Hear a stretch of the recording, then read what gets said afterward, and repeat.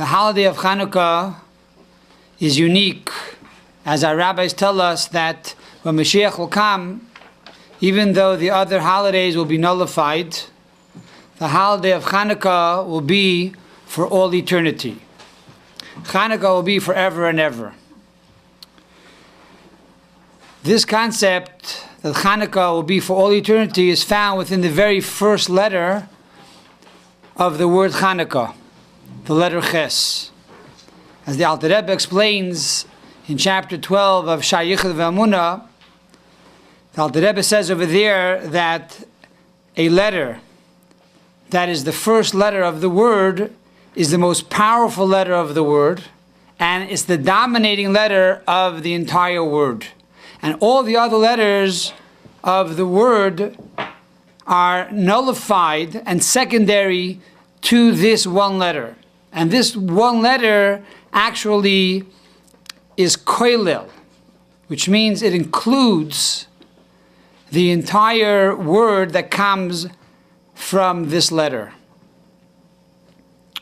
So therefore, the letter Ches, which is the first letter of Chanukah, is the dominating letter of Chanukah. What is the meaning of the letter Ches, and how does Ches represent this concept of the Messianic Era and a concept that is eternal? First and foremost, the number for the letter Ches, the gematria for Ches, is 8. And we know that the number 7 represents nature. There are 7 days in the week. 8 is transcendence, a number beyond nature. So the first letter of Chanukah, which is the letter Ches, which equals 8, alludes to the concept of an idea that is beyond time and nature. And furthermore, we say that the kinor, the harp, that will be used when Mashiach will come in the third holy temple will be a harp of 8 strings, implying this idea of supra-rational and transcendence, which is the era of Mashiach. This is the gematria, the number of Ches, the number for the letter Ches, which is the number 8. We also know, of course, that Chanukah is 8 days, alluding to this concept, which is a level beyond time and nature.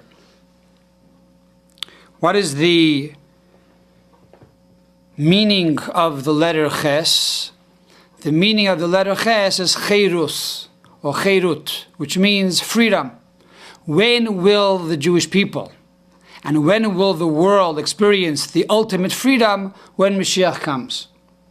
So Chanukah is a taste of that freedom, because we, the Maccabees, overcame the oppressors, the enemies, the Syrian Greeks, that did not allow us to follow the Torah and keep our religion. And the same will be true when Mashiach will come, that the entire world will be free to serve one God. What is the design of the letter Ches? The letter Ches is made up of 3 lines. The 3 lines represent machshava, dibur, maaseh, which is thought, speech, and action. Now normally, when a person thinks about something and then he says something, so from the thought and the speech until you come down into the action, there's a separation, there's a struggle between the thought and the action, or the speech and the action. You want to build a home. You're talking about building a home. But when you actually build a home, this takes a lot of preparation and a lot of time and a lot of money. So not always what you want to do or what you actually do can you do. But one of the prophecies and one of the blessings of the Messianic era will be that you will think it and you will say it and then you will do it without any struggle or intermission in between from the speech until the action. So this is the concept of the letter Ches. But in truth, we can take it a step further. Because in the Sefer Torah, the way the letter Ches is written, based on the teachings of the Arizal, is that the letter Ches is really made up of 3 separate letters. It has the Vav on one side, the Zayin on the left side, and then you have the Chatoteres, the upside down V, in the middle that unites both the right side and the left side together. Now, how do we understand this? The Gemara tells us in the Tractate of Shabbos that there is an argument between Beis Shammai and Beis Hillel. There's an argument between the school of Shammai and the school of Hillel. What does Shammai say? Shammai says that on the first night of Chanukah, you should light 8 candles. The second night of Chanukah, you light 7 candles. And the third night of Chanukah, you light 6 candles. And finally, on the last night of Chanukah, you light only 1 candle. Hillel says the opposite. The first night, we light 1. The second night, we light 2. The third night, we light 3. Who is the halacha like? The halacha we know follows, of course, Hillel. The first night we light 1, the second night we light 2.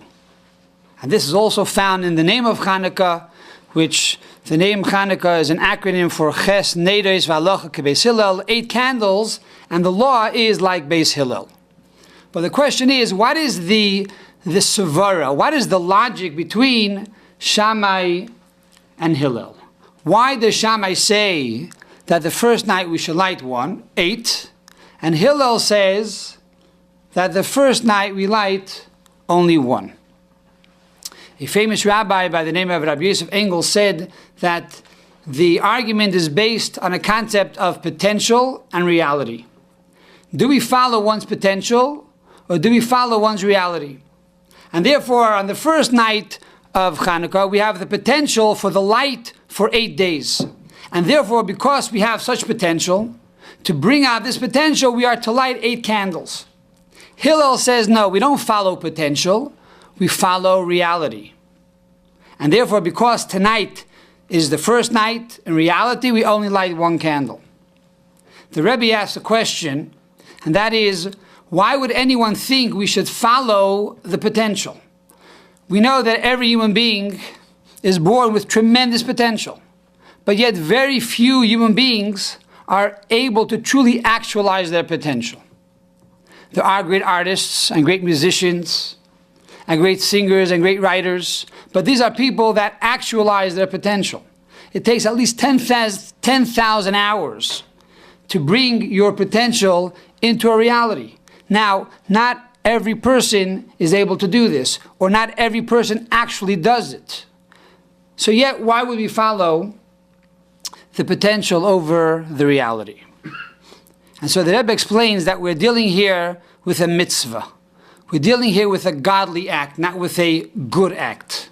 When it comes to a godly act, when it comes to God, we know that God's potential does not lack reality. When God says, I want to create a world, and let there be light, all of a sudden there is light. When God says, let there be man, there is man. There's no struggle. There's no intermediary or intermission between the thought process and the speech and the reality. His potential is reality. So because we're dealing here with a mitzvah, says Shammai, we should follow the potential, because God's potential is reality. Hillel, on the other hand, says even when it comes to the mitzvah and God's potential is reality, the question here is, what is the focus of the mitzvah? When a person does a mitzvah, is the focus that God told me to do the mitzvah? Is the focus God?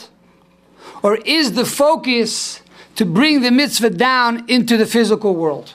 What is the focus? And this is really the argument between Shammai and Hillel. Shammai says we have to focus on the potential, which means we have to focus on God, who is the commander who gave us the mitzvah. Hillel says we have to focus on the action of the mitzvah, what the mitzvah has to accomplish. Why did God give us the mitzvah? What is the objective of the mitzvah? So it's the reality of the mitzvah. In other words, they both agree that the mitzvah was given by God, and they both agree that the mitzvah has an objective. The question is, where is the focal point? Says Shammai, we focus the mitzvah on God, on the potential. Hillel comes along and says we have to focus on the objective of the mitzvah. Now this concept becomes more clear and more lucid when we also adapt another approach to the argument between Shammai and Hillel. Our rabbis tell us in the Kabbalah that the soul of Hillel came from the world of chesed, from the attribute of kindness. And the soul of Shammai came from the attribute of gevura, which is severity and judgment and criticism. Now these two concepts of kindness and severity are compared to water and fire. What is the concept of kindness? The concept of kindness is that it's not enough that the rich man or the benefactor has the good feeling and the desire to want to give the charity, which is the potential, but he must actually give the charity so that the recipient, the beneficiary, can now benefit from that money. So the idea of chesed is kindness. Kindness is like water that travels from a higher place to a lower place. This is also found within the graphic design of the letter Vav. What is the letter Vav? The Vav is like a shoot that comes from a higher world to a lower world, to bring down that potential into reality, to bring that love and emotion for another person down into the actual good deed. That is the letter Vav. Shammai, who deals with the potential, Shammai, who is gevura, severity, which is compared to fire. Fire starts on the bottom but goes upward, implying that even though we are humans down here doing the physical deed, we have to look upward towards God, who is the creator and the cause and the potential of every reality. The letter Zayin in the Kabbalah, it states that the letter Zayin is from the world of gevura, from the attribute of severity. And this concept is underscored when we look into the Mishnah.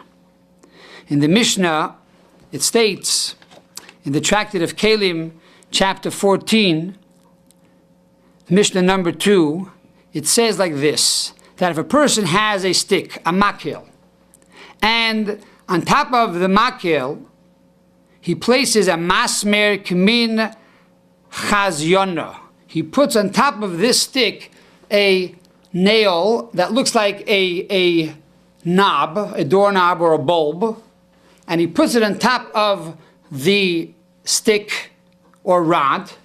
And the purpose of this is to be an assault weapon, to either protect himself or to fight against someone else. Says the Mishnah that that stick is tamei, that stick is impure. But the graphic design of the Zayin, says the Kabbalah, is this staff, this rod, that has on top of it a ball or a bulb or a knob that is round, that gives it the look of the Zayin. It's interesting, the Mishnah does not start with the ball on top and the rod on the bottom, but on the contrary, we're going upward. We first have a rod, and on top of the rod we put this ball, we put this bulb. And this becomes now an assault weapon, which again represents the idea of gevura, the idea of strength, the idea of criticism, the idea of severity.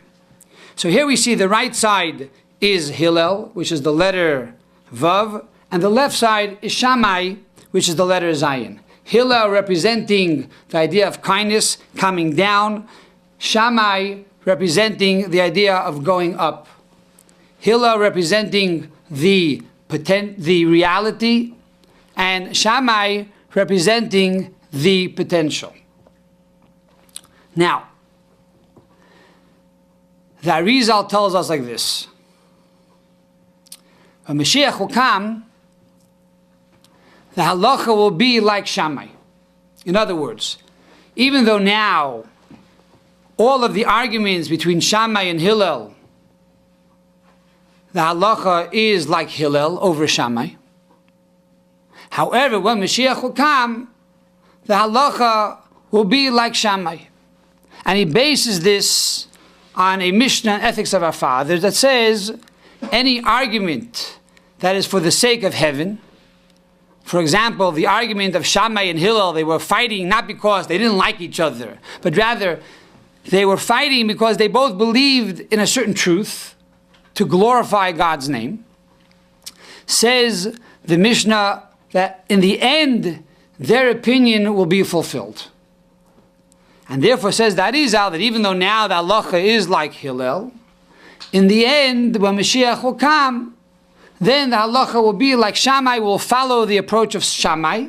And therefore, literally speaking, instead of lighting the first night of Chanukah one candle, we're going to follow the opinion of Shammai. And on the first night of Chanukah, we're going to light 8 candles. However, the Rebbe has a problem with this approach. And the Rebbe said it makes no sense. Because if we are saying that any argument that is for the sake of heaven, in the end will be fulfilled, so when Mashiach will come, and the halacha will be like Shammai, then Hillel is going to lose out. Then his opinion is not going to be fulfilled. Says the Rebbe that the pshat is, the interpretation is, that when Mashiach will come, the opinion will be like both Shammai and Hillel. In other words, the first night of Chanukah, we're going to combine the Vav and the Zion together, because we're going to bring down a greater reality, and we're going to accomplish both opinions. Now, how is it possible that you can light a menorah, on one hand, only light 1 candle, on the other hand, you're lighting 8 candles? Either I'm lighting 8 or I'm lighting 1. I can't do both. This will be the miracle of Mashiach. This is called Nimna HaMimnois.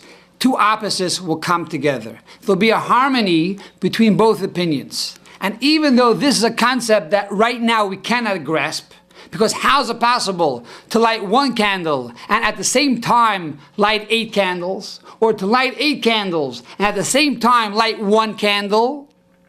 This is the mystery and the miracle of the letter Ches, that we have this upside down V, this Chatoy Teres, which unites these 2 realities and makes it one. And that will be displayed, and that will be realized, and that will be revealed only when Mashiach comes. So already on Chanukah, on the first night of Chanukah, when we call the holiday Chanukah, and we start out with the letter Ches, we are told that this holiday of Chanukah will be for all eternity, even when Mashiach comes, which is an era and a time that is beyond nature. And then we will have the ability to unite 2 opposites together. And that is the ultimate peace. That is the ultimate tranquility, to take 2 opposites and to synthesize them as one. So this year, when you light the Chanukah candles, and you make the blessings, and you realize that you are bringing light into the world, realize that this light and this candle that you are kindling is not only for the first night or the second night of Chanukah, but this light will continue to shed brightness and illumination forever and ever, now and for all eternity. Happy Chanukah. Happy Chanukah.